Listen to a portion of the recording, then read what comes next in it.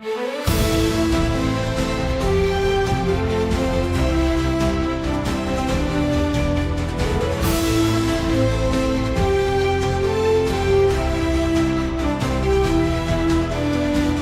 the dark we rise and soar, guided by the dreams we wore. From the oceans to the skies, endless fire burns in our eyes. Beyond the stars we chase the light, with fearless hearts through endless nights. No frontier can hold us down, the universe is our playground.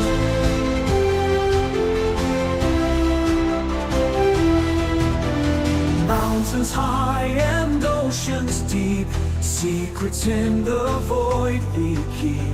Every step a tale to weave, for those who dare, who still believe. Beyond the stars we chase the light, with fearless hearts through endless nights. No frontier can hold us down, the universe is our playground.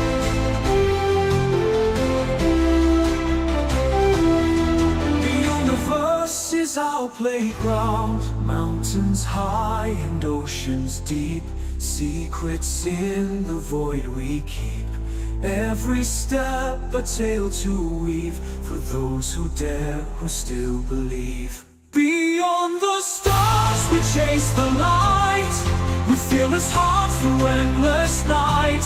No frontier can hold us down, the universe is our playground. Echoes call from far away, guiding ships through cosmic sway.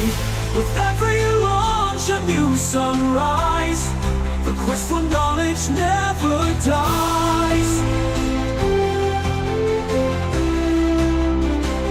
Beyond the stars we claim the skies, bound by hope that never dies. To worlds unknown we'll make our mark, lighting flames within the dark.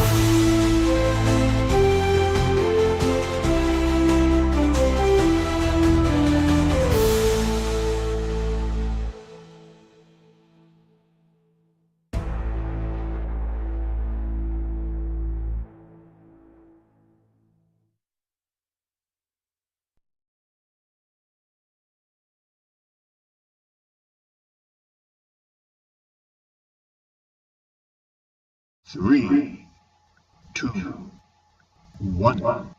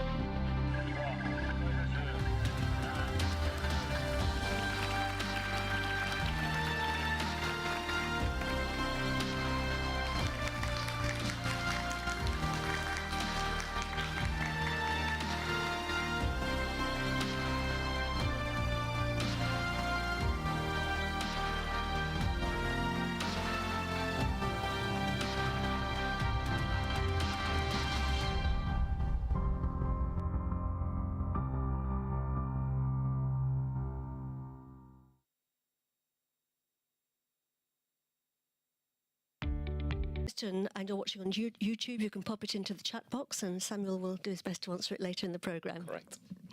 Right, now let's go inside the control room to find out how operations are progressing, and the head of the flight desk is David Cavalloles, the CEO of Ariane Space. Thanks for being with us, David.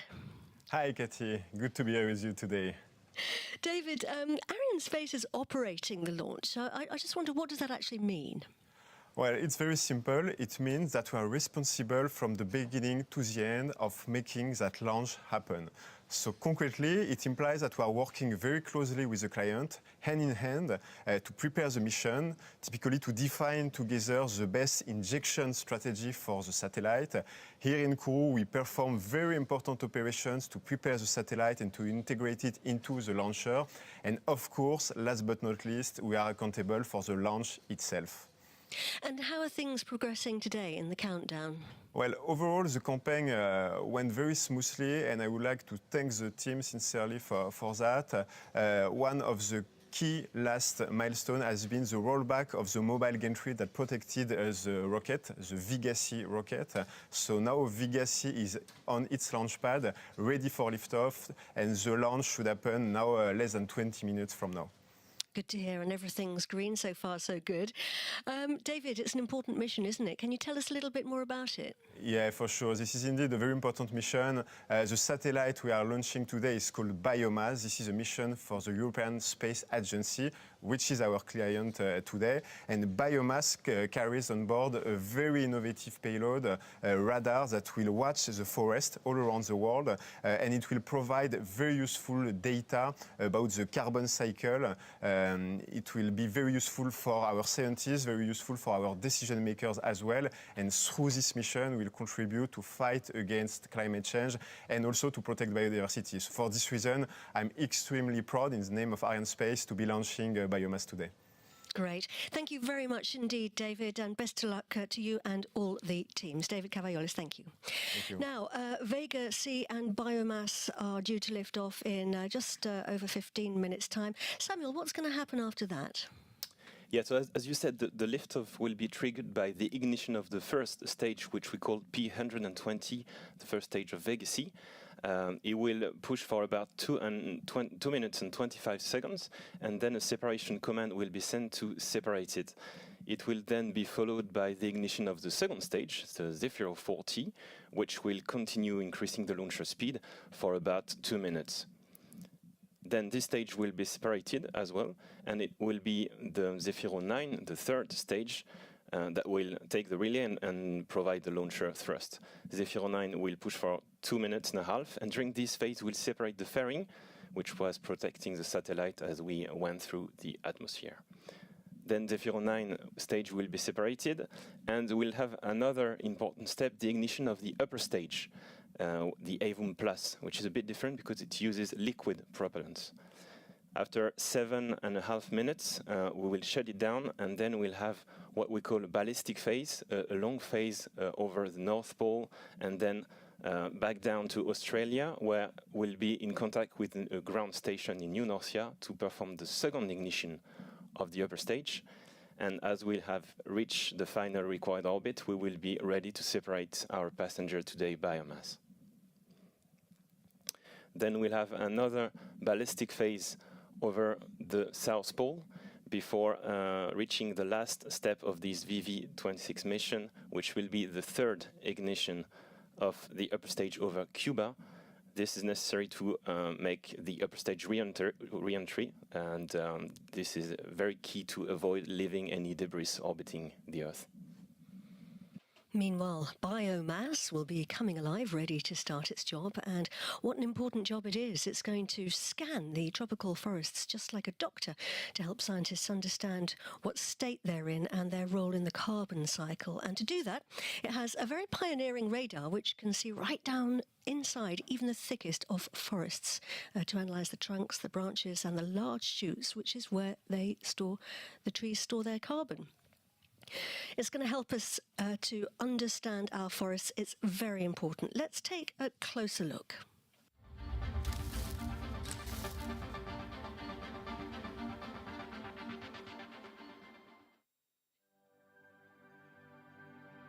For thousands of years, forests have acted as the lungs of our planet, absorbing carbon dioxide, releasing oxygen, and sheltering an incredible variety of life. However, deforestation, climate change, and human activity are changing these essential ecosystems at an alarming rate. So how can we accurately gauge the extent of organic matter stored in our forests? The answer lies above us, in the silent, watchful gaze of a satellite. Introducing Biomass, a revolutionary Earth observation mission set to change the way we see and study the world's forests. Biomass is part of the European Space Agency's Earth Explorers program, pioneering scientific missions designed to deepen our understanding of Earth's complex systems. Today, from Europe's spaceport in Kourou, Biomass will embark on its journey aboard Vega-C. Weighing 1,250 kilos, this cutting-edge satellite will be placed in a sun-synchronous orbit, 670 kilometers above Earth. Its mission? To deliver the most accurate map of biomass distribution in Earth's forests. Equipped with a fully polarimetric P-band radar and a massive 12-meter diameter reflector, Biomass is the first satellite ever to carry a radar instrument capable of penetrating dense forest canopies to collect information on tree trunks and branches, where the majority of carbon is stored. Forests are among our strongest allies in our efforts to mitigate climate change. They store vast amounts of carbon, but the exact quantities remain uncertain. Rising temperatures, increasing CO2 levels, and expanding human activities are reshaping forests in ways we still don't fully understand. Biomass will provide the first ever global estimates of forest biomass and height. Over its 5-year mission, Biomass will systematically scan the entire globe every 9 months, delivering crucial data on forest structure, biomass distribution, and above-ground carbon storage. This is the missing piece scientists and foresters have long sought to improve climate projections. Governments, conservationists, and researchers will have access to reliable and consistent forest data, enabling them to make informed decisions that shape the future of our planet. By unveiling the unseen, Biomass serves as a storyteller for our forests, a beacon of knowledge in the pursuit of a more sustainable future. Because to protect our environment, we must first understand it. Indeed, and that need to understand how Earth works as a system and how people are affecting natural processes is more urgent than ever. And Biomass is the 7th satellite in the European Space Agency's Earth Explorer science program to do just that. Yes, indeed. And in fact, the Earth Explorer satellites actually collect information about all the complex processes of our planet. We can have several examples, typically the motions of the winds or the tides, or measure the thickness of the polar ice caps, or monitor the magnetic field of the Earth. These are typical examples of the missions they are carrying. And many more. Very, very important program. Just back to our launch, we've had our final weather check. That was at T-10. Yes, indeed, and the news were good. Actually, we had another check before the removal of the mobile gantry, which we see on the screen just behind the rocket. It was 4 hours before the liftoff to check that everything was fine before removing it. And the last weather check, as you mentioned, was 1 minute ago, and the news were good, so all is fine for lifting off. Looks like we have a slightly cloudy sky here, but the weather's actually been rather nice these last few days. We've had a bit of sunshine. I can see there on the image the clouds might just part for us for a beautiful launch and, of course, sunrise. The European Space Agency teams who will be operating Biomass are standing by in the mission control room at the European Space Operations Centre in Darmstadt in Germany. Just over an hour ago, the Flight Operations Director, Jose Morales, took the roll call.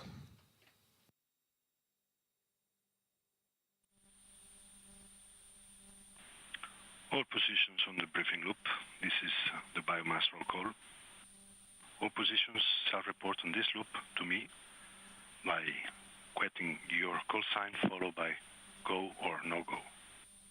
Some go. AOCS. AOCS go. Data handling. Data handling go. Power. Power go. Spacon. Spacon go. Timeline. Timeline go. Project rep. Project rep go. PST lead. Software coordinator. Software go. Software support. Software support go. Flight dynamics. Flight dynamics go. OM. OM go. S-track. S-track go. Scheduling. Scheduling go. Excellent. This completes the biomass roll call. Excellent. So they are go for launch. We are go for launch. The boards are green and we are 6 minutes and 56 seconds and counting to liftoff. We'll check in again with the ESOC teams after launch, and especially when biomass will send its first signal home to spacecraft controllers. Back here at the Guyana Space Centre, we've got several control rooms. Obviously, this is mission control, but we've got another control room, Samuel. It's launch control, we call it. Yeah, launch control center. It's if we compare the rocket with an airplane, then the launch control like the cockpit of this airplane or the rocket, if you wish. So, and here we can see the team on the screen. They are in charge of preparing the rocket for the last step, checking the parameters, overseeing all these final operations to get the rocket ready for the launch. And of course, once the liftoff will be triggered, the rocket is fully autonomous. It goes autopilot after the liftoff. And in fact, you have two teams. The first one we saw are actually running the operations, and the one behind are checking that the actual parameters are in line with the expectations and checking if any deviation, then analyzing the situation. Laser focus at this point as we get closer and closer now to the launch. Vega-C standing tall on its pad. Now everyone also has their eyes on the status panels. We saw them earlier here in the Mission Control Center, the green panels. There they are on the left-hand side of the screen there. Yeah. All green at the moment, good sign. It's a bit like the traffic lights. If it's green, we can go ahead. If it's red, of course, we'd better stop and analyze. And each of these panels actually corresponds to a person, a team operating or monitoring that system. Could be, for instance, one for the rocket, of course, checking for instance, the tank's pressure or temperatures on board, the status of the onboard computer. Of course, we check also the communication links. The weather status, as we mentioned before, but for sure also the passenger biomass, which has its own status panel, which is here on the screen. And of course, if something goes wrong, if there is any parameter that deviates from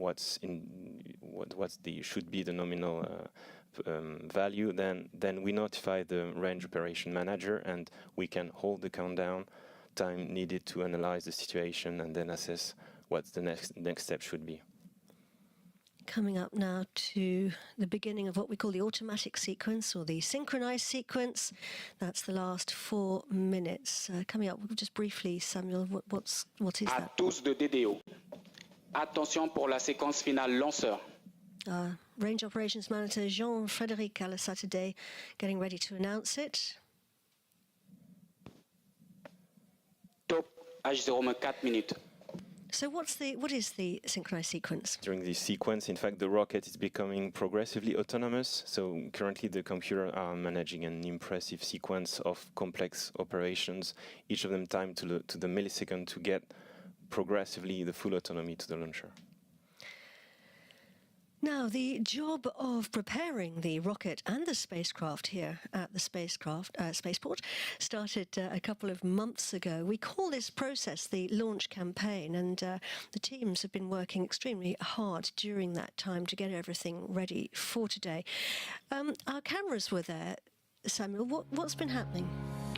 So first, most of the parts of the Vega-C launcher arrived actually by sea, as you can see, at the port of Kourou, and were then transported by road to the Space Center.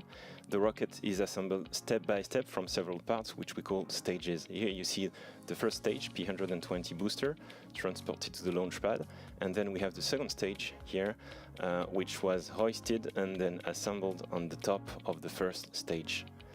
The third stage, the Zefiro 9, is also lifted into the gantry and integrated on top of the two first stages. Then it was the upper stage, the Avon Plus, which arrived in its dedicated container. You can see it there. It's hoisted, unloaded, and then integrated onto the first stages. As for the satellite, biomass arrived in French Guiana on the 7th of March, also by boat. A number of operations were carried out in autonomy for biomass. Then it was filled with propellants, and you will see the special suits that we use for this operation. Here you see it on the movie. Then it was integrated on what we call the adapter, which is the structure which make the link between the satellite and the launcher. This is the black cone you see on the screen. And then it was enveloped in the fairing, this huge part you see, and what we call the upper composite was then transferred into the launch pad. It was hoisted on the very top of the launcher and then integrated on the upper stage. Finally, we have, as we said, removed the gantry and we have the launcher ready for liftoff. Indeed, and here we are, 1 minute and 31 seconds now to launch, hoping for a very beautiful dawn launch. Getting close, quite tense at this moment before launch, isn't it? Yeah, we can clearly feel the intensity, the concentration, all the teams are focused on their task. À tous de DDO. Attention pour moins 1 minute. Coming up to 1 minute now to launch. Top H0 moins 1 minute. We are live at the European Spaceport in French Guiana, getting ready now for the launch of biomass for the European Space Agency. Good luck, everybody. Good luck.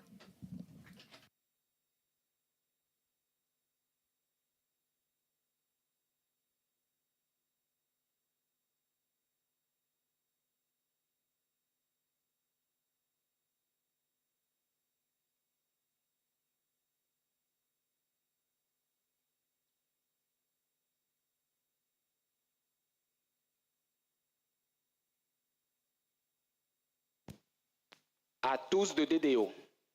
Attention pour le décompte final.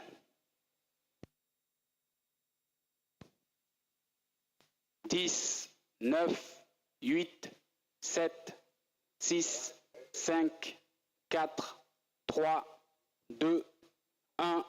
Top. Allumage P120. Décollage. Propulseur nominal. Début du basculement.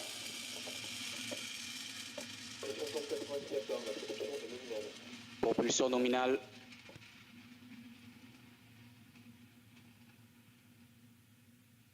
Pilotage calme. Trajectoire nominale.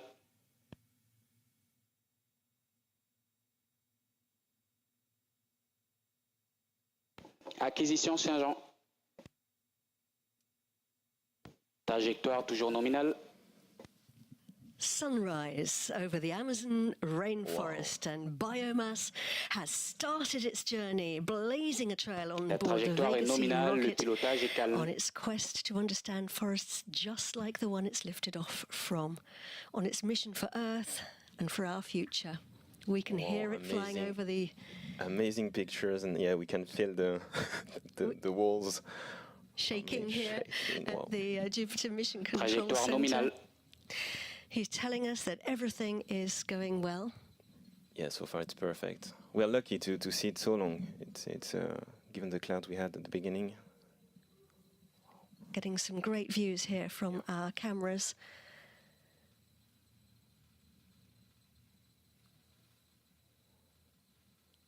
Burning the P120 first stage here, which is getting us away from the La trajectoire est nominale, le pilotage est calme.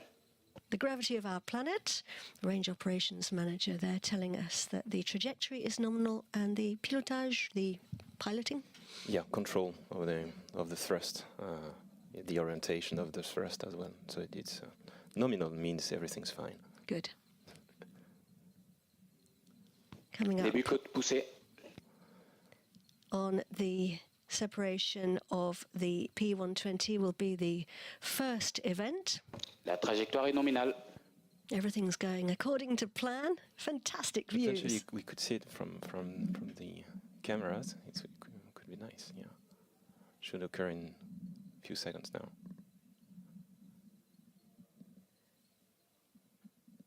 Indeed, this is the scheduled moment for the And you can separation. see it on Séparation P120. and it's just confirmed. Allumage Z40. So he's just confirmed that we've separated the P120, La pression est nominale. La first trajectoire est nominale. stage. We've switched on the second stage, the Z40. Everything's going normally. And Z, what does that stand Z for? is for Zephyro. It's an Italian name for a type of wind, because I guess it's a bit windy when you're on Trajectoire du board lanceur nominale. such a booster. Look at that. Fantastic. We're seeing it. We're 3 minutes and 11 seconds into the launch, and we can still see it with our cameras, which is very exciting. So we've got clear skies here at the Guyana Space Centre. Amazing, yeah. Wow. We had several weeks of rain, and suddenly it's been very clear La and beautiful. trajectoire du lanceur est nominale. He's telling us that the trajectory of the rocket is normal. It's perfectly as planned. Yeah. And of course, the fairing, which is where our satellite is encapsulated at this point, Samuel, is the nose cone, if you like. We saw it before La the launch. trajectoire est nominale. Le pilotage est calme. And It has a multiple. it's got a number of jobs, hasn't it? Yeah, exactly. Yeah. It basically protects biomass from a number of environments. First, of course, the Guyana environment, the rain and the dust, everything. But also at liftoff, we have, when we fire the booster, there is quite a high acoustic vibration environment. Then the fairing is used to damp it, and as well to. Trajectoire nominale, pilotage calme. As we go through the atmosphere, it helps reducing the heat loads generated by the friction with the atmosphere or the vibration. So it's quite a clever piece of hardware, yeah. Very important. You can see it at the front of the rocket there, the sort of bulbous section. Right, we have now the scheduled moment to separate the Z40 to jettison that. Séparation Z40. That's So we been just confirmation that the Zephyro 40 stage has been separated. and Allumage Z9. And we've switched on the engine of the Z9, and we've also waiting for Propulsion confirmation nominale. of the fairing jettisoning. Séparation des coiffes. And we have we have confirmation. it. Yeah. So we can see our satellite for the first time, Samuel. Why don't you explain to people what we're looking at here on these computer-generated images? Yeah, on the left of the screen, you can see first on the right, Trajectoire biomass nominale. passenger with, of course, its radar and solar panel folded. It's attached to what remains of the launcher, which is rather small as compared to what was on the pad, through the adapter, this black cone. And then you have the upper stage, which is a tiny, a slice, a white slice of the launcher. And on the La left, trajectoire du lanceur est nominale. the Zephyro 9 stage, which is still thrusting our passenger into space. And of course, once biomass is separated from the mothership, it'll unfold its solar wing. It has one solar wing made up of 4 solar panels. And of course, it's amazing, great big reflector, which looks like a huge space umbrella. Yeah. So quickly, let's just explain to people what we're looking at on the screen. So we've got the 3D images, which are computer generated. Yeah, and they correspond to the plan. La pression chambre est nominale. La trajectoire est nominale. It illustrates what the launcher plus biomass behavior should be in space, the orientation towards the sun or towards the Earth, for instance. Of course, the altitude, the different stages separation, as we saw, and of course the real orientation and firing as we see here. You can see on the left side of the screen are the various events that as they happen, and then on the right hand side of the screen the trajectory, and we also have the altitude. At the moment we're 663 kilometers high. 263. Yeah. Sorry, so 263. Yeah. We will be getting closer to 600 Not later. yet. And our distance is our distance from the pad. If you were to draw a straight line across our planet, and look at that speed, we are travelling, Samuel, at 7.53 kilometers per second. This is quite fast, yeah. This is roughly, 8 kilometers per second, just for people to have an idea, is 30 times the velocity of a commercial aircraft. So it's fast. Z9 confirmé. About 28,000 miles per kilometers per second. Per hour. And here is, we had just confirmation of the separation of the third stage, the 9. Indeed. And Acquisition de la télémesure par la station Bermude. There, he's announcing that we're picking up the signal at the Bermuda tracking station, which you can see there on the globe. Bermuda, of course, in the northern Caribbean. Orbite du Z9, correct. I'm sure it's all very sunny as the sun rises there. Very pleasant weather, I'm sure. Checking in there at Bermuda and saying hello to the teams. So our flight path takes us, north, up over the North Pole? Exactly, yeah. We'll fly after the Canada, we'll fly over the Arctic, and then back down over Southeast Asia and to the west coast of Australia, where we will separate biomass. Début de la manœuvre d'orientation pour le premier boost à Vom. So he's saying we are orienting doing a set of maneuvers to orient correctly the launcher to fire the upstage Avon Plus, which should occur in a second or two. Allumage de la Vom. So we have confirmation that the Avon Plus upper stage has switched its engine on, and that's an important moment, an important milestone. We've really now started the next phase of the journey, because the Avon Plus is a little bit like our orbital taxi driver. Its job is to deliver our passenger to its drop-off point in space, and that's a very important job. Yes, indeed, and it's the Avon Plus job, as you said, to deliver biomass exactly on the right orbit, in the correct orientation, and to do that we need to perform with this upper stage precise set of maneuvers, and we'll see two firings. This is the first firing, and we'll have another one later in the mission, and this will enable to reach the separation orbit, which is circular at 670 kilometer altitude in about 49 minutes. Fin de visibilité Galio. Trajectoire nominale, propulsion nominale. So we've gone out of the range of the Galileo tracking station. That was the tracking station here at the spaceport, and everything's going well. Big space projects like biomass involve hundreds, sometimes thousands of people pulling together to make them happen. They involve brain power, teamwork, lots of problem-solving skills. And potentially lots of coffee cups as well, or tea. Lots of cups of tea in this case, yes, because biomass has been designed, built and tested by the European aerospace giant Airbus Defence and Space, and all of that's been done in the UK. And they are what we call prime contractor, so it's like they are conductor of an orchestra. Propulsion nominale de la Vom, pilotage calme. It means they manage a group of companies and suppliers.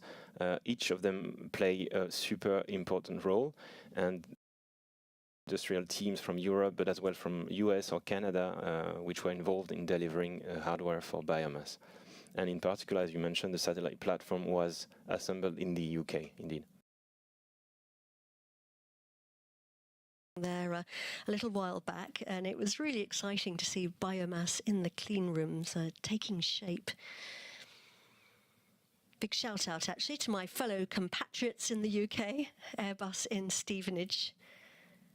So let's just check where we are in the flight. We are climbing. Close to 300 kilometer altitude and 3,000 kilometers. La trajectoire de la Vom est nominale. So trajectory is perfectly on the target. We are running gently the propulsion of the Avon Plus, consuming propellants. And we're coming closer now to picking up the signal at the Gatineau tracking station. You can see it there in Canada, the northeastern coast of Canada. Acquisition de la télémesure par la station Gatineau. He's just confirmed that we've picked up the signal there. It's a bit like a relay race, isn't Exactly, it? yeah. Handing the baton from one tracking station to another. Yeah, we want to be sure to have contact with the launcher during this phase while propulsion is active to receive the parameters. Pression nominale des réservoirs, le pilotage est calme, la trajectoire est nominale. Everything's going normally. So the rocket's talking to us, it's sending its signal back down to the tracking stations, and they then transfer that information to the telemetry team here at the spaceport. We call them the CVI in French, or the Quick Look Telemetry Team. And we can see them actually in the bottom right of the screen there. Our colleagues, your colleagues there, Samuel, they're on a hilltop, aren't they, just outside the spaceport? Yeah, very close to the spaceport on La Montagne des Pères. And they are actually, as you said, receiving the major flight parameters from the launcher nominale de l'avant. all along the flight, thanks to these antennas which are located on the Il reste 3 minutes de propulsion de l'avant. on the path. And it's a bit like the doctors who are checking the health, monitoring what's happening on board, checking everything's fine, as expected. And you can see here my colleagues Michael Krepel, who is in charge of the team, and also Armel Giral, together with Avio and CNES colleagues. And this is, as we said, possible thanks to the different ground tracking stations located first were in French Guiana, then in Bermuda, then in Canada, and last one will be in Australia, as we mentioned. Now, one of the features of the Avon Plus upper stage is that it can restart its engine again and again. We have another team here in the Colleferro in Italy. Yeah, indeed.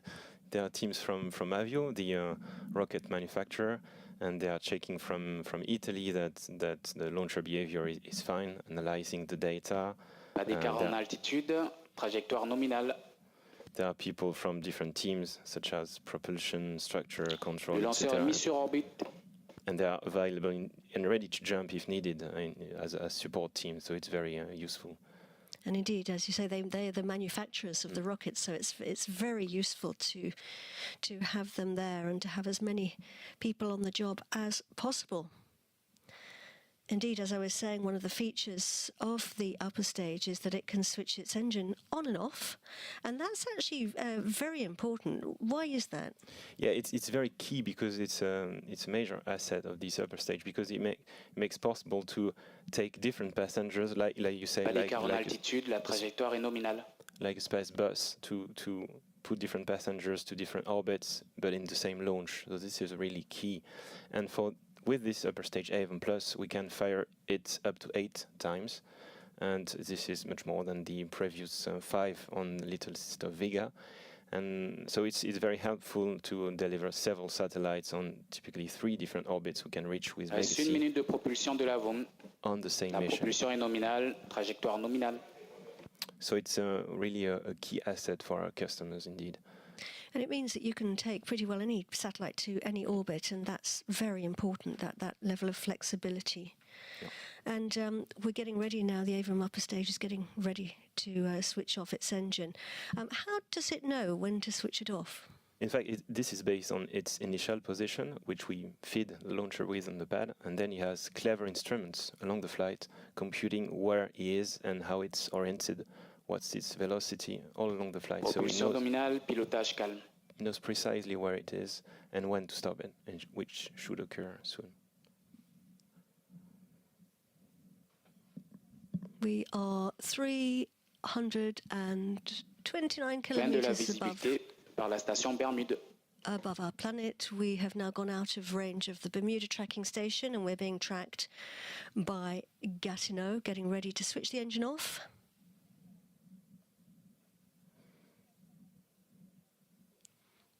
Propulsion Waiting. nominale, pilotage calme.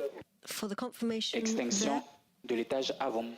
And we have the switch off of the upper stage engine now confirmed, so that's really good. Why now? Why do we Orbite switch it off atteinte now? par l'étage avant correct. So it's just saying that when we stopped the engine, as I was saying, we were exactly on the point we wanted to be. So this is really a good news. And why do we stop it? We stop it because we are climbing to just below 700 kilometers, and we'll do it in 2 steps. So here, this is the first step. and we have reached the La target. pression des réservoirs est nominale. So we just stop it, and it's all very normal as planned. Now, today's launch is the result of years of collaboration across many, many teams, and we've been talking to some of them. Let's hear from them now.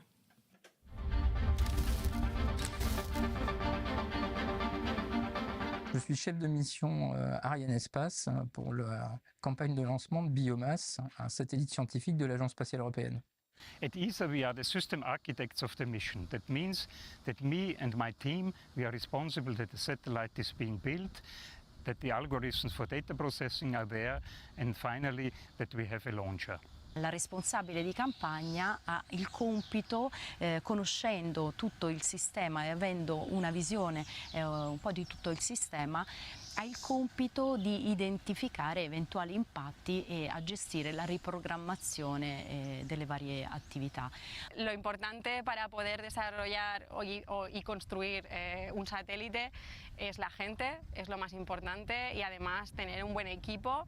En Biomass todo el mundo ha estado involucrado desde el principio y me parece que tenemos un buen equipo de EIT y de diseño. Chaque lancement est spécifique, chaque campagne de lancement est spécifique. Donc toutes ces spécificités doivent être prises en compte par le chef de mission dans son planning de préparation. Il faut évidemment faire preuve d'une adaptabilité importante, tant au niveau technique qu'au niveau relation avec les différents industriels.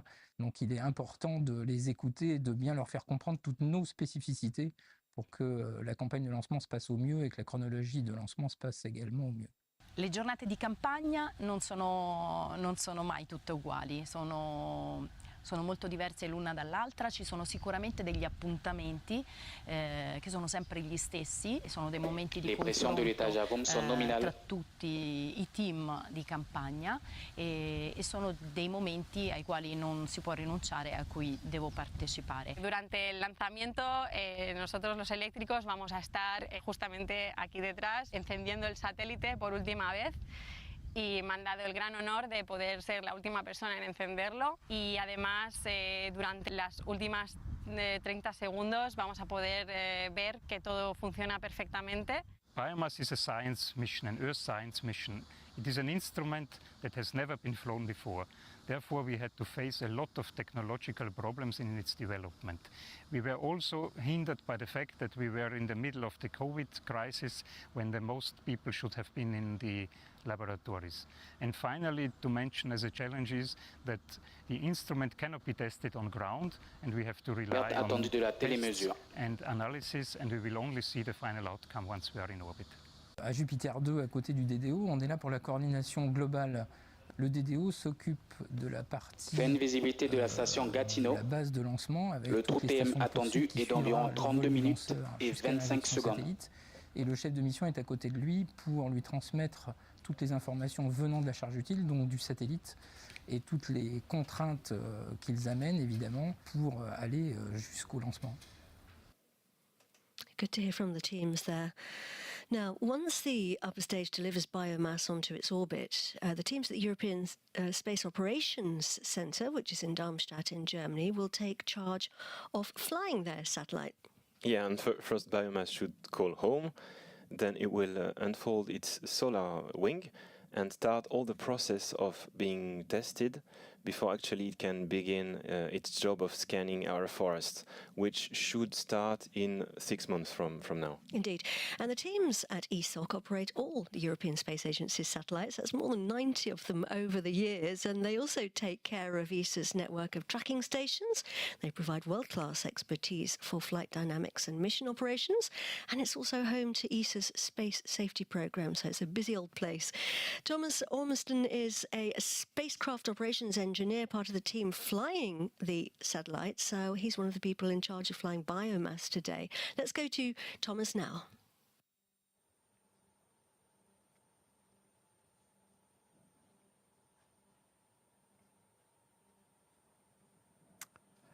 And hello, welcome to Mission Control here in Darmstadt, Germany, where the team are calm, sitting back, enjoying the ride for the time being as we carry on the journey of biomass to space. They're all getting ready for that moment we're hoping for a bit later on, where we'll pick up the signal. But for now, we can enjoy standing here, and I'm here very happy to be joined by biomass mission scientist Bjorn Roman, who's going to tell us a little bit more about what biomass is going to do. So thank you, Bjorn, for being here. It's your baby. How are you feeling, having seen that spectacular sight? Yeah, spectacular launch, Thomas. It was great to see it from here. We're also joined here by a lot of people from the science team. We've been waiting for this for years, and of course waiting now for the spectacular things that are to come after the launch. Absolutely, and I saw the emotions on people. It's quite a moment here, and there's still more moments to come. Now, tell us a bit more about this. One of the key goals of biomass is to study the role that forest biomass plays in the carbon cycle. How is the data from the mission going to help fill in humanity's understanding of this? Yes, Thomas. A very good question. The main science question of the biomass mission is really to try to unravel the main unknowns that we have in the global carbon cycle. As people know, most of the actual CO2 emissions that are going up in the atmosphere are coming from the burning of fossil fuels, but the remaining part is coming from land use change, and most of it can be attributed to deforestation. And this is and on the other side, there's of course as well then the actual sinks. About half of it, what we're actually emitting, remains in the atmosphere. About 3/10 is going back into the forests. So this is actually a very good thing. This is actually one of the few things where forests are known for, is that actually there's a very natural way of capturing carbon. And actually the forests are growing from it, so it's actually a very, very nice thing. The remaining part is going into the ocean, and for the oceans actually it's kind of a bad thing. You get an acidification of the oceans, which is really detrimental for the ecosystems and biodiversity. On top of this, the biomass mission will especially look at the tropical forests, and this is exactly the areas where the largest unknown, so we have a gap in our knowledge. And on top of this, there's also the place where we know the largest changes are occurring. Yeah, exactly. And I mean, when we're looking at those things, I mean, we've had radar missions from ESA before. These are studied in other ways. I mean, what is it about biomass's radar that makes the technology so unique and so special for this? Yes, I can tell you about this, Thomas. So as you mentioned, ESA has been flying radar missions before, and the type of mission that we're flying, type of technology, synthetic aperture radar, we're flying this actually already since 1991, ever since the launch of ERS-1. So SAR is not new to us, but what is new to us is especially the frequency that we're flying. We're flying, for now, with biomass, we're flying the lowest frequency used for Earth observation for radar imaging ever used by mankind. So this is a really unique.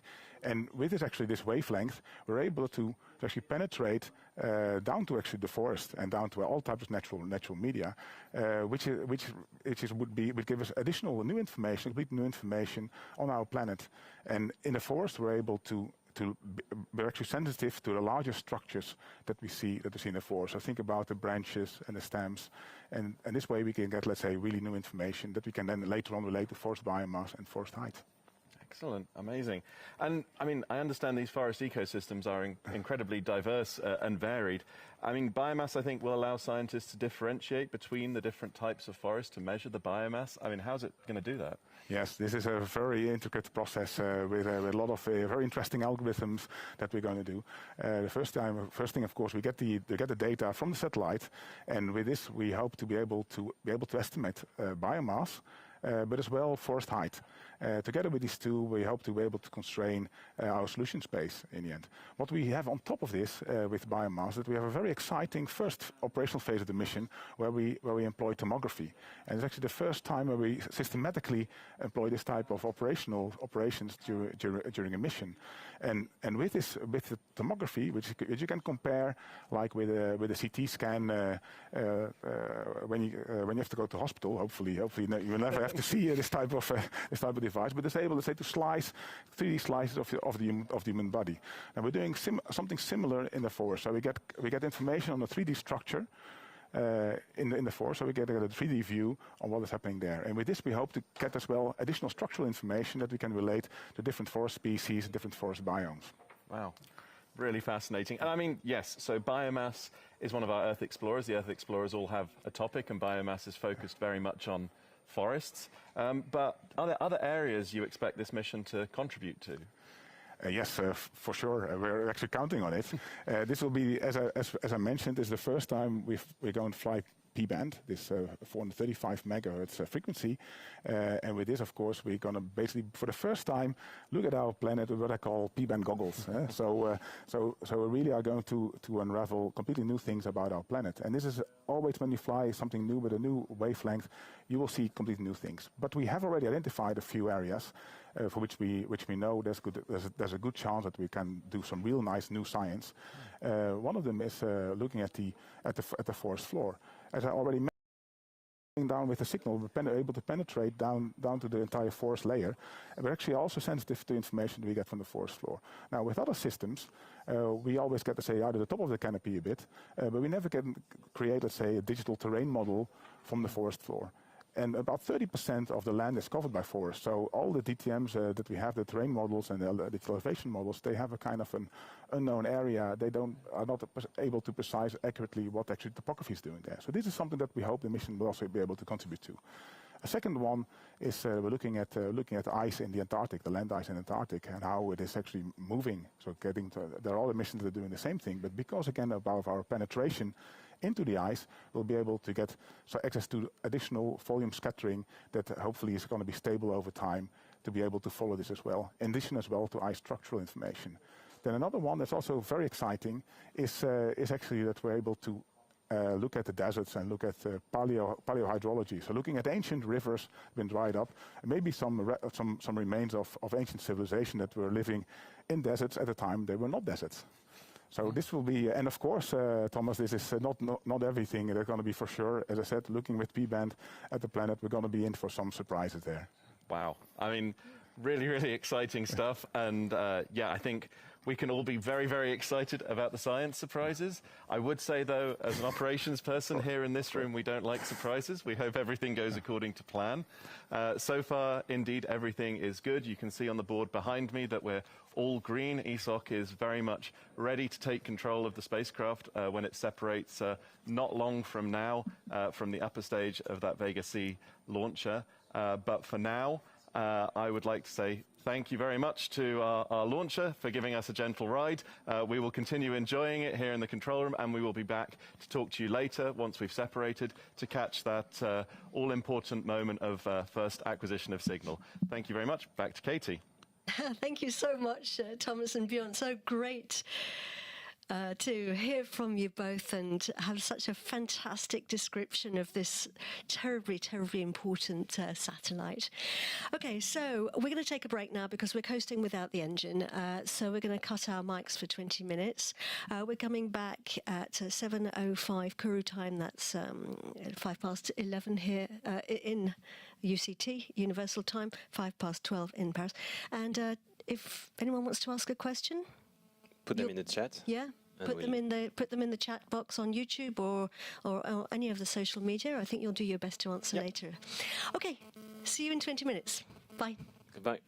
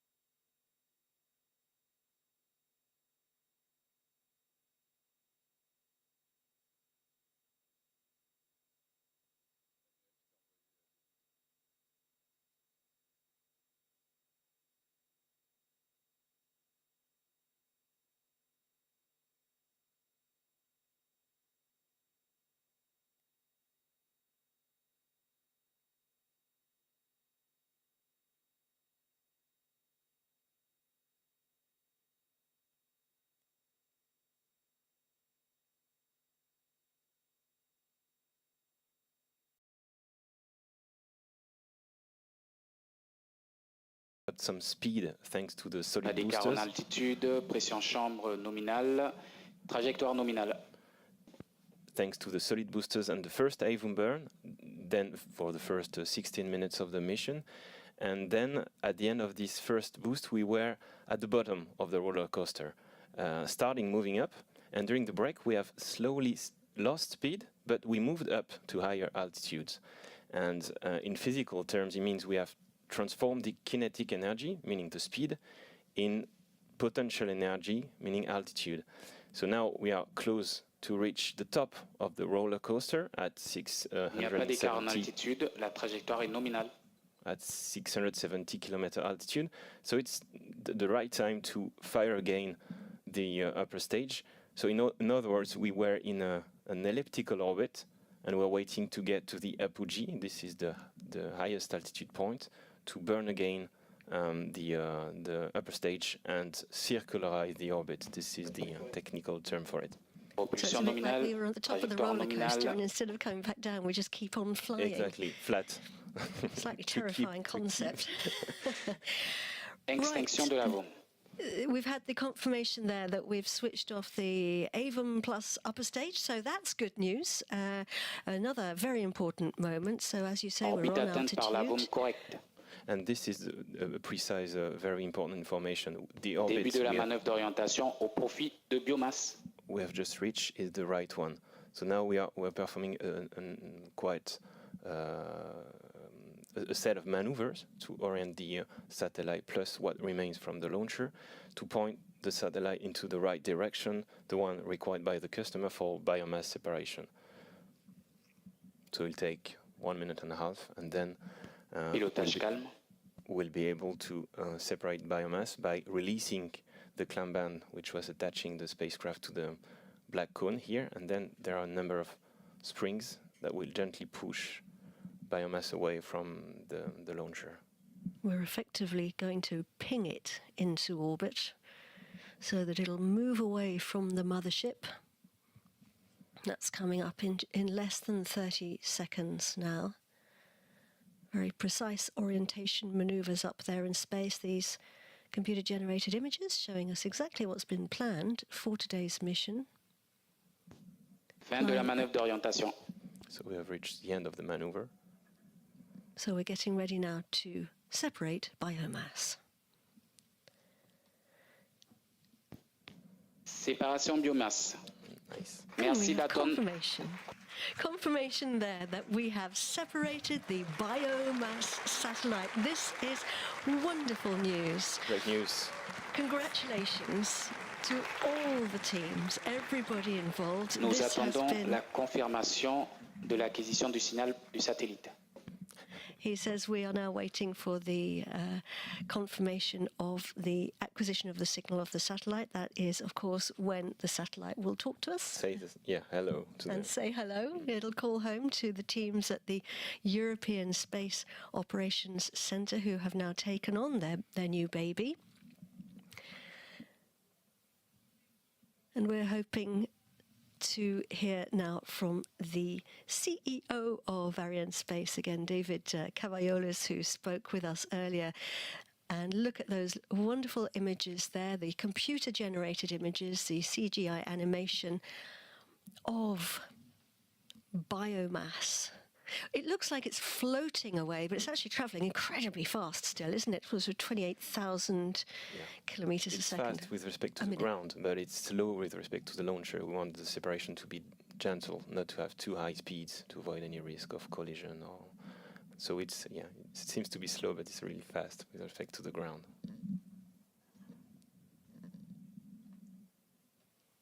Teams here in the Mission Control Center, everyone very, very delighted now that we've had the separation. So let's go over now to David Cavaiolis, who joins us once again from the fishbowl. David, thanks ever so much for coming to talk to us. So good news.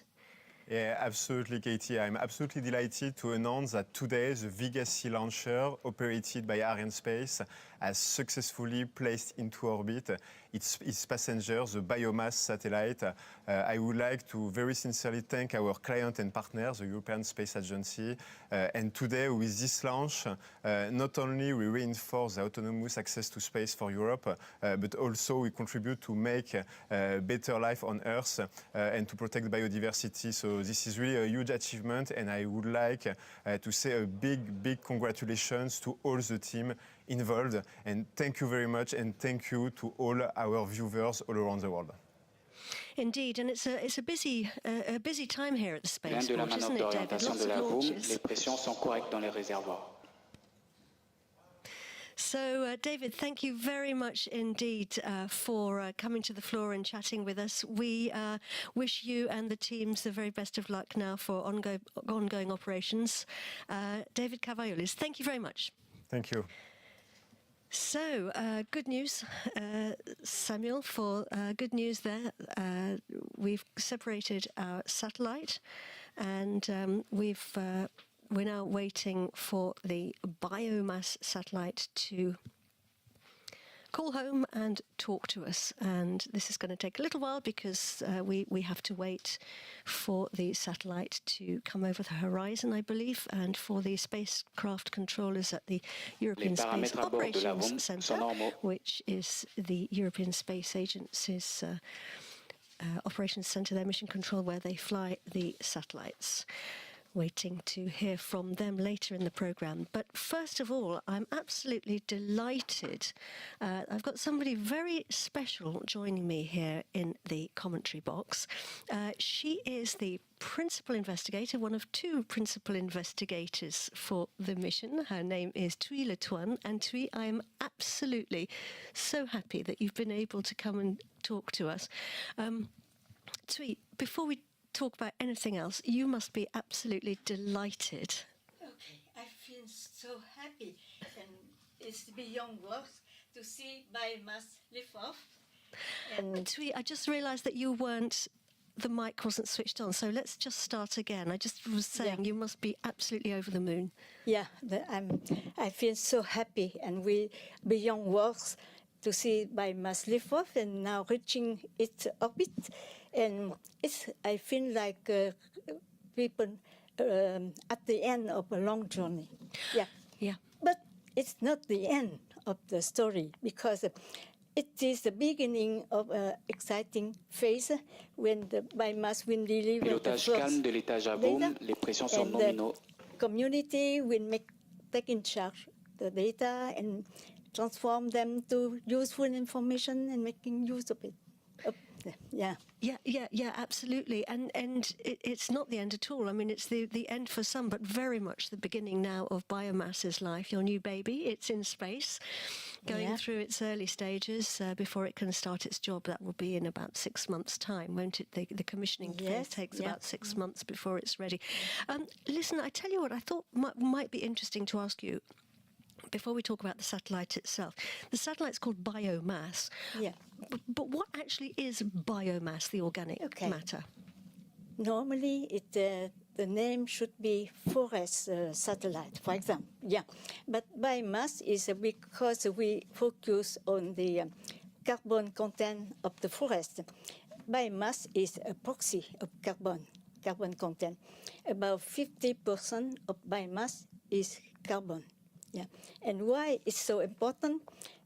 Because it's the dry mass of the organic matters in the wood, and plants, as you have seen before, the plants absorb carbon dioxide from the atmosphere and transform it through photosynthesis into convert it into biomass.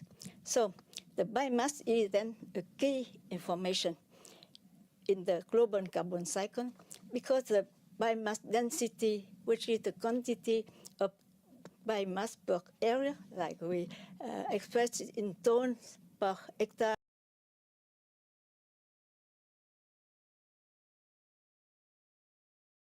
Earth.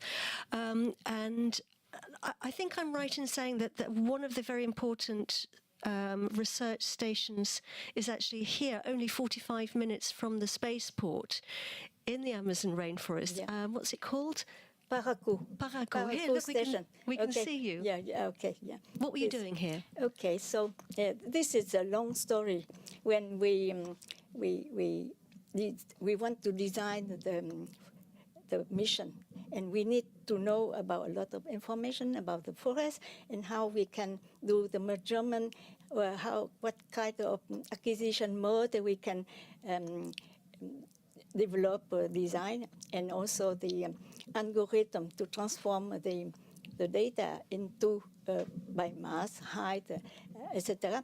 And then we need to understand a lot about the forest. So we went to the forest. The first forest I went to is in Parakou, here in French Guiana. And then I saw a very big plot, research plot. In total, they have 16 plots of 120 hectares. Of the big size, the biggest size is 500 by 500 meters. The smaller size is 250 to 250 meters. And they are doing measurement of each of the trees every year, every 2 years or 5 years. It's incredible work. And so this kind of data, we need to calibrate our methods and to validate our results. So you're going to be using the information from the satellite to supplement and to fill the fill the gaps, if you like, in data that you need. The first thing is, until now, people used to do to have inventory on such kind of plot, but in the tropic they are very few. And how to extrapolate, you see, the result of the data from the research plot to the vast area of tropical forest. Or we need to have a lot of them, or we need a way like a satellite to extrapolate what we learn locally to regionally and globally. Yeah.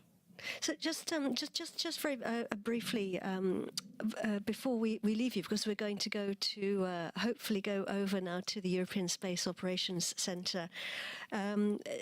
Thuy, and you actually came up with the idea, didn't you, of the biomass satellite about 20 years ago? Just briefly, Thuy. Yeah, it's more than that, because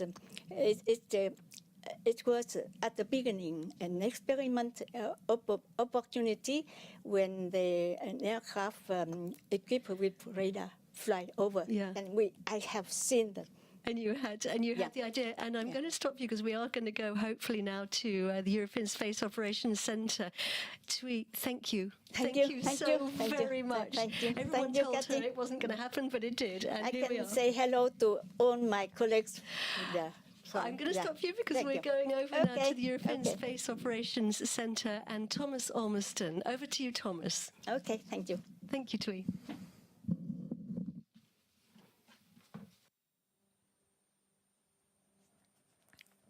Hello, thank you, Katie, and welcome back, everybody, to Mission Control here in Darmstadt, Germany. We've moved out of the control room now because our job is about to start here.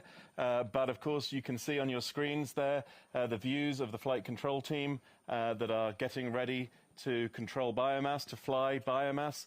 What's been happening over the last 10 minutes or so since you saw separation is that the spacecraft has gone down from Australia, where it separated, come under the South Pole of the Earth, and is coming back up towards the Atlantic now. And we have a station, a ground station. That's a big dish that we're going to use to receive the signal in Troll. That's in Antarctica. And it's currently sitting, pointing at the horizon, waiting for biomass to rise. And that's the point at which we will hopefully catch the signal from biomass. And, of course, not just the signal, but that all-important data of the spacecraft telling us how it's doing, that it's safe, that it's happy, that it's healthy. And that's exactly what we're looking for and waiting for now. The team is getting ready to see that data. What they'll be doing as soon as that data comes in is checking the health of the spacecraft. So, of course, they won't be jumping up and down and cheering. Don't worry if they don't do that, because our job here at ESOC starts at the very moment where we see that signal. So I think we're going to listen in now to the control room.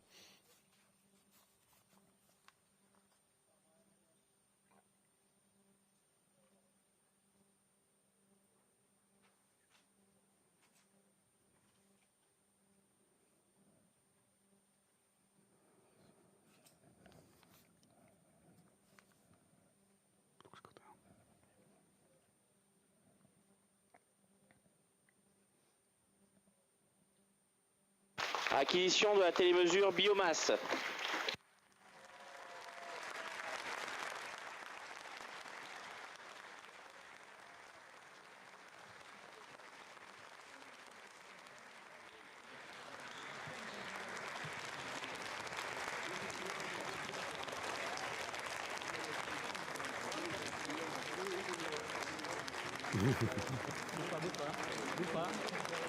So we've received the signal in Kourou, and we're just waiting now for that confirmation from our flight director, Jose Morales,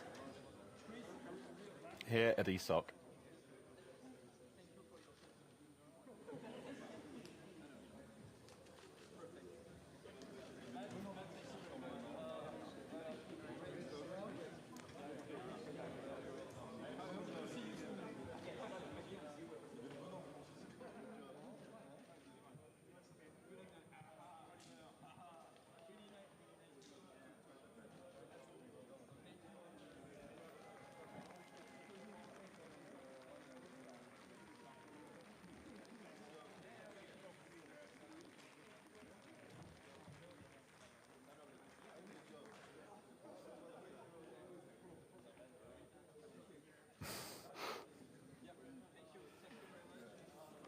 Okay, yes, and we're looking on the screen there for the signal.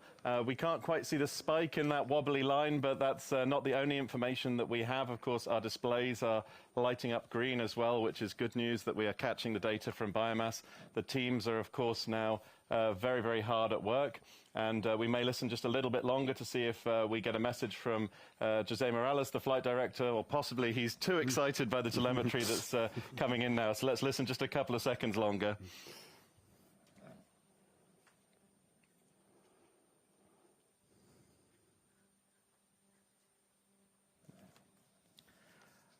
Okay, so indeed, I think we're not going to hear from the flight director right now. I think we can forgive him that. Of course, this is a very exciting moment. Our screens there are lighting up with data from the biomass spacecraft.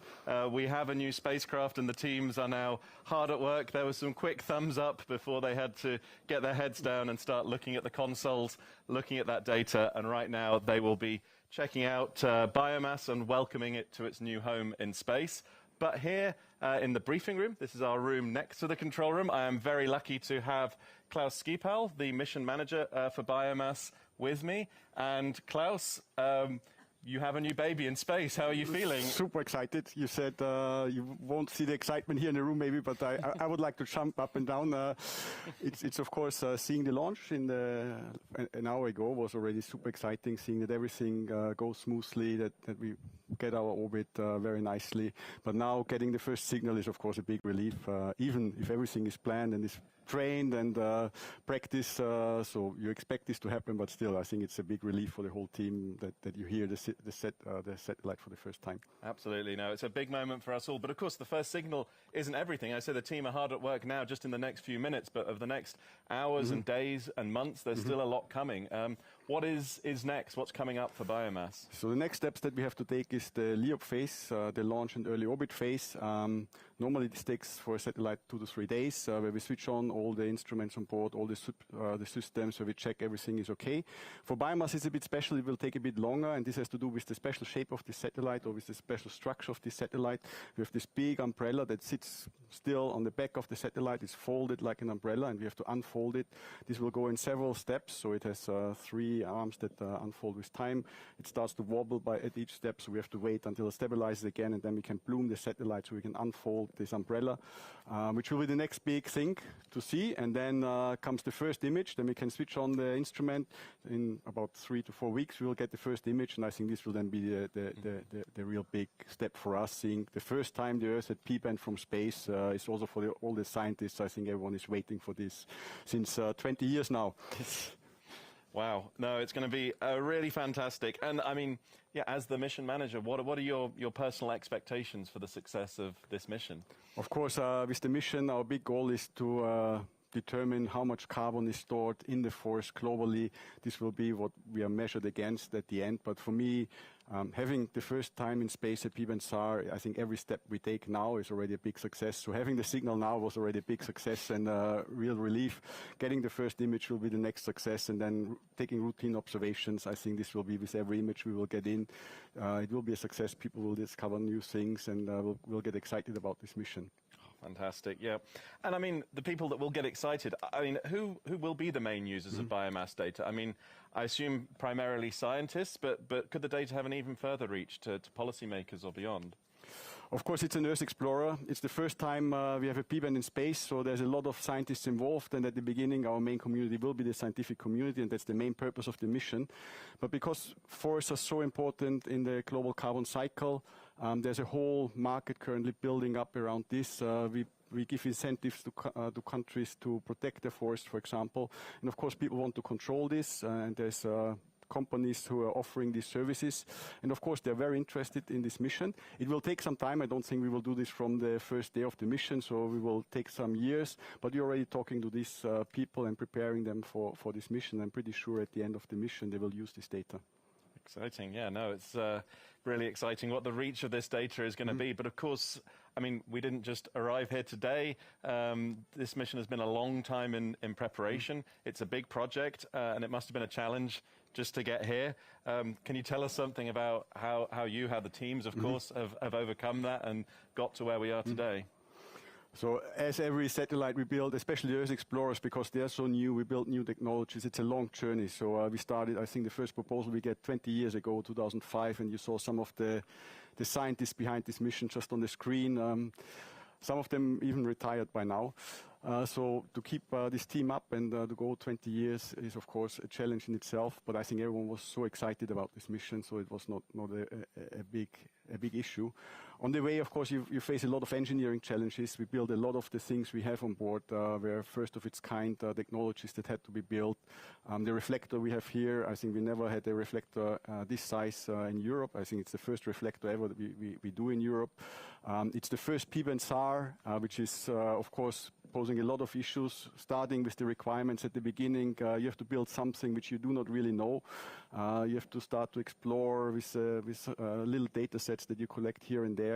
So these are all challenges you face. These are typical engineering challenges, which I think at the agency and at the industry we are well prepared to take. We are equipped for doing this job. But then on top of that, there come other challenges. We have developed this satellite at the height of the COVID crisis. If you take, we were 50 companies involved, spread over 20 countries, 700 people at the peak of the development time, and then you are in lockdown. You cannot communicate, you cannot test as you planned. But everything, I think, at the end went very smoothly, and we got there, and now everyone is excited. Yeah, all problems are forgotten. Oh yes. Hopefully we won't find too many new ones, but of course the control team here is ready for the challenges. And I mean, that's the next question from me is, I mean, the challenges don't stop at launch. I mean, challenges or excitements maybe don't stop at launch. I mean, what sort of things do you expect to be challenging, difficult, interesting during the operations phase of the mission? I guess there's some special tricks you're going to need to do to acquire this data, to process this data, to make it usable. So one of the big challenges of this satellite is, of course, to acquire global images. It was mentioned previously that we have to change our orbits all the time. So it's a mission that is permanently in move. And this, of course, poses a lot of challenges for the operation teams. We also need a very tight orbit control. We want to do interferometry that only works if you know your orbit very precisely. So maintaining this orbit and changing the orbit every 3 days, rolling the satellite, this is a big challenge, of course. The other challenge is, of course, we need to calibrate the satellite. The satellite is so big that it didn't fit into any test facilities we have on ground, so we could never test the satellite end-to-end with the unfolded antenna and with all the instruments on. So this is something we can only do in orbit, which is, of course, something we have never done before either. So normally we test everything on ground before we send it up. And this will be a big challenge, of course, to calibrate it, to make sure over the lifetime of this 5-year mission, we maintain a stable signal so that scientists can really start working with this and can really trust the data we deliver.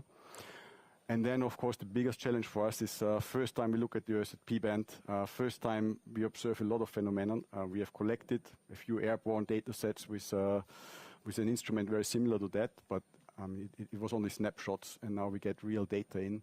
And we will learn with every image that comes in. We will learn. We know a lot, but I think there's also a lot of unknowns that we face and that we will need to deal with as they come. Absolutely. No, thank you ever so much. Yeah, the unknowns they can be exciting, they can be terrifying. We mentioned it earlier that, of course, unknowns here in the control room tend to spook us a little bit, but the team behind me are very well practiced, and I promise you, Klaus, that we will take very good care of your baby for its whole life, flying it here from ESOC. But right now, I think we can hear from some more people in Kourou, so we'll let the teams work. Stay in touch on ESA's channels to find out more about what the biomass mission is doing. But for now, back over to you, Katie, in Kourou. Thank you very much indeed, Thomas and Klaus. Great to hear all of that, and great congratulations now as you take on your new baby. So let's hear now from the various directors of organisations involved. We have with us Simonetta Kelly, who's the Director of Earth Observation at the European Space Agency, Tony Tolka-Nielsen, who is the Director of Space Transportation at ESA, Giulio Ranzo, who is the Chief Executive Officer of Avio, and we have Mark Steckling, who is the Head of Earth Observation, Science and Exploration at Airbus, who are the manufacturers of the satellite. Simonetta, let's start with you. You and your colleagues at the European Space Agency and in Earth Observation, you must be absolutely delighted now that you've got this satellite in space. Thank you, Kathy. We are extremely thrilled, delighted, emotional of this fantastic, successful launch. Biomass is a great mission. We heard all about it. It's a mission which serves citizens, health, science, innovation. It's an Earth Explorer. It's part of FutureEO.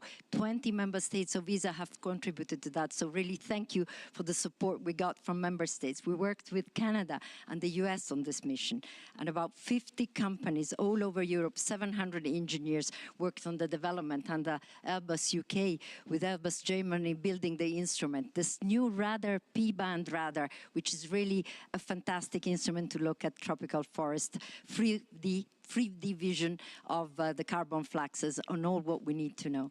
But now we're going to go to also thank you to the teams. In fact, the project teams did a fabulous job, and also ESOC now that's taking over with the LEOP operation the coming months and all the verification of the instruments and the validation. Last but not least, I'd like to really thank the whole scientific community, because there was a great preparation of this mission by the science community. There are great expectations to support the climate variables that we need to monitor with biomass. We need to know more about the state of our planet overall, and this mission is really at the core of that. Just yesterday in French Guiana, we have 2 calibration validation sites of that mission, and a lot of work will be done through hundreds validation sites all over the world for a project called GeoTrees. So big thank you to all these collaborations, and this is quite unique in Europe. I must say thank you also to Ariane, of course, to Avio, for delivering the satellite into the right orbit, which is essential. Thanks a lot. Indeed. And let's go now to Tony Tolka-Nielsen. Tony, the Director of Space Transportation at the European Space Agency. Tony, it's a very important day, isn't it, for European access to space?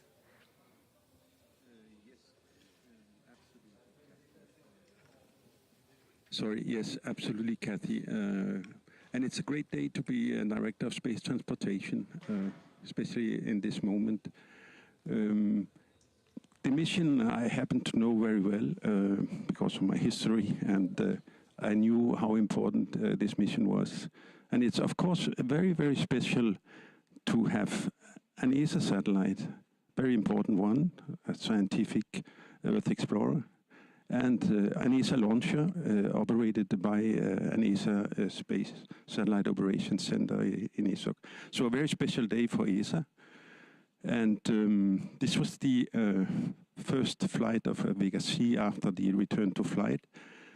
And Vega is back and really consolidated. We have also done 2 flights with Ariane 6, and we will say we are back with space transportation and access to space, and this is great, and exactly this mission indicates and demonstrates how important Europe's access to space is, and we have now restored this, and we are ready and ramping up both Vega-C and Ariane 6.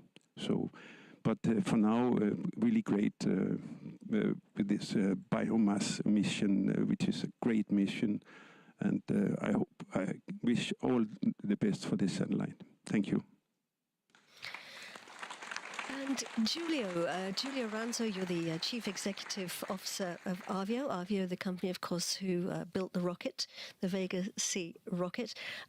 She performed flawlessly today, didn't she? It seems so. So the Vega-C launcher performed accurately, as it has done also over the last flight for Sentinel-1C. It seems a very accurate orbital injection, which is a very important feature for a rocket, and it has consolidated very well, as Tony was saying, the capability of Vega-C to launch to space the most important Earth observation missions for Europe, not only for the European Commission, but also for the European Space Agency and for other European agencies. So I wish we will have so many other missions for Earth observation. This is so important for our planet to observe what we do, but this could not be done without a rocket that delivers accurately the satellites to space. And for this reason, I'd like to pay a particular tribute to my team at Avio for a very, very good job at integrating this rocket. Imagine this is a machine made of 30,000 parts, all of which need to work flawlessly throughout the flight and receive very relevant shocks. They have done a phenomenal job, and I could not be more proud, and I ask you to pay one big applause to these people who are sitting here. Thank you.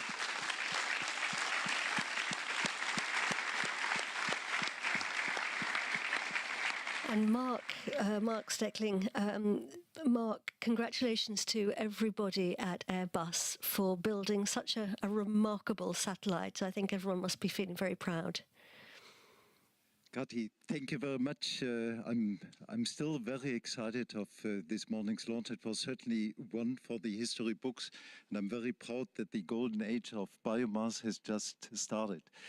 But I would like to underline as well that that success would not have been possible without our teams, without their engagement, dedication, and hard work. And as you know, it took us 9 years to deliver that satellite, and now it is in orbit. A big thank you to ESA. A big thank you certainly to Avio and to Arianespace in order to put that satellite successfully in orbit. The interesting part is now going to start. We are starting the commissioning phase, and then the official handover is by end of the year. So the only remaining word I would like to say to biomass, go, go, go. Thank you very much. And thank you all very much. And what a fantastic collaboration of teamwork. Well, we're at the end of our program now. It's mission accomplished so far. Congratulations to everybody and all the teams at the European Space Operations Centre as you fly your satellites now. Yeah, congratulations to everyone. For many people, at the end of a story, and for others, it's the beginning of a new chapter, as we mentioned. So yeah, good luck for the next steps, and go biomass. Yeah. Yeah, absolutely. Stay tuned for the press conference. That's in about half an hour, and that takes place at 8:15 here in Kourou. That's 12:15 Universal Time and 1:15 in Europe. But for now, from Samuel Rogers. And from Katie as well. Bye-bye. Goodbye.